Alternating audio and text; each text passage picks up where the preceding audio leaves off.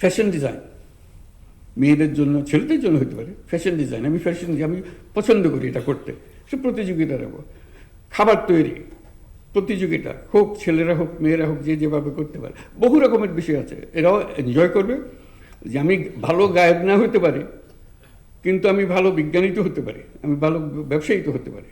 কাজে আমি যেন মনে না করি আমি তো কোনো কাজের না, আমি কোনো প্রতিযোগিতার জিতিও না, কিছু না, কিন্তু আমার মধ্যে যেটা আছে সেটা আমিও খোঁজ পাইনি কোনোদিন, কেউ খোঁজ নেওয়ার চেষ্টাও করে, আমরা সেই খোঁজ পাওয়ার চেষ্টাটা করে দাও। আমাদের কাজ হলো যে সামনে নিয়ে আসা, মা বাবা, স্কুলের শিক্ষক, প্রতিবেশী সবাই মিলে কে কিসে আছে, আচ্ছা তুমি এটা তো করো না, এবার ওইটা দিয়ে দেবো আমরা, দেখি তুমি এটা পারো কিনা।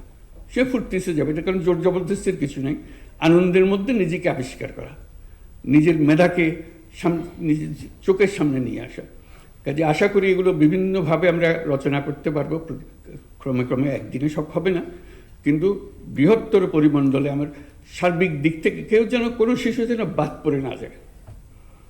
তার একটা না একটা প্রতিভা আছে, শুধু আমি একটা দিয়ে যদি মাপি অনেকে বাদ পড়ে যাবে। আমি যে সব রকমের দিয়ে মাপকাঠি দিয়ে মাপি, তাহলে দেখবো যে এটা থেকে উপরে উঠে গেছে, এটাতে উপরে উঠে গেছে, সবাই মনে করবে যে আমি তো পারছি।